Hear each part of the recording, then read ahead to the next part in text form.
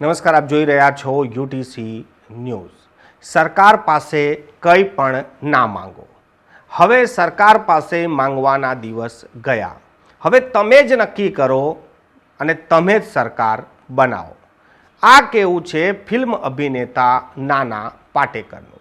નાના પાટેકરે ભૂતકાળમાં પણ જે પ્રકારેની ફિલ્મો બનાવી છે અને સૌથી વધારે ચર્ચામાં જે ફિલ્મથી તેઓ આવ્યા હતા તે હતી ક્રાંતિવીર।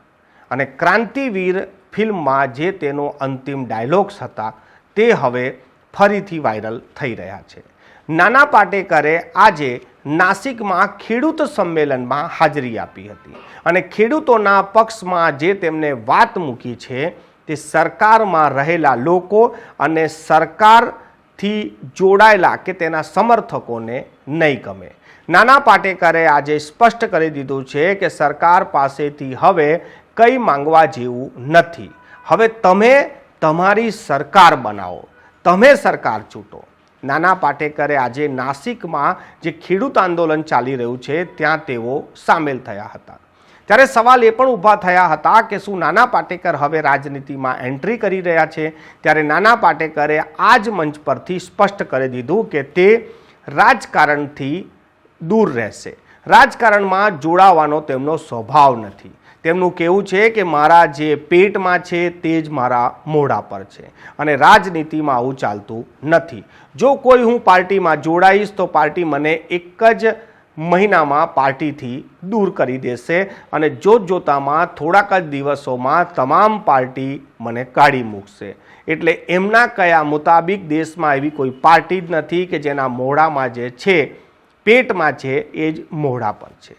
નાના પાટેકરે આના પહેલાં પણ ખેડૂતોના પક્ષમાં ઘણી વાતો કરી છે, કેમ કે નાના પાટેકર વર્ષોથી ફિલ્મ અભિનેતા એક્ટિંગની સાથે સાથે ખેડૂતો માટે પણ ઘણા બધા કાર્યો કરતા હોય છે।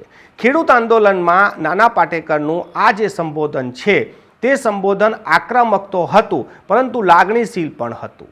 કોઈને વાગી જાય, તેમના જે શબ્દો છે તે કોઈને વાગી જાય એ પ્રકારના શબ્દો હતા। નાના પાટેકરે જણાવ્યું કે ખેડૂતો જાનવરોની ભાષા સમજી જાય છે તો સરકાર ખેડૂતોની ભાષા કેમ નથી સમજતી? આ પ્રકારના સવાલ પણ તેમને ઊભા કર્યા।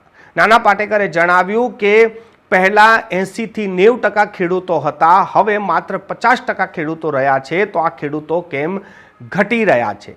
નાના પાટેકરે જણાવ્યું કે જો હું મરી પણ જઈશ તો હું બીજો જન્મ ખેડૂત બનીને જ લઈશ, કેમ કે કોઈ પણ ખેડૂત એવું નથી કહેતો કે તે આવનારા જન્મમાં ખેડૂત નહીં બને।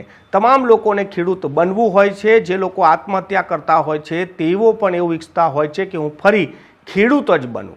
તો સરકાર ખેડૂતોના જે પ્રશ્નો છે તેના નિકાલ કેમ નથી લાવતી? વર્ષોથી ખેડૂતો સરકાર સામે કંઈક ના કંઈક માંગ કર્યા કરે છે। ખેતી જ્યારે નિષ્ફળ જાય છે ત્યારે આત્મહત્યા પણ કરી લેતા હોય છે, પરંતુ આજે નાના પાટેકરે જે શબ્દોનો પ્રયોગ કર્યો છે કે હવે સરકાર પાસે કંઈ માંગવા જેવું નથી, હવે સરકાર બનાવવાની જરૂર છે। આ પ્રકારના શબ્દો આવનારી લોકસભાની ચૂંટણીમાં ઘીમાં આગનું કામ કરી શકે છે।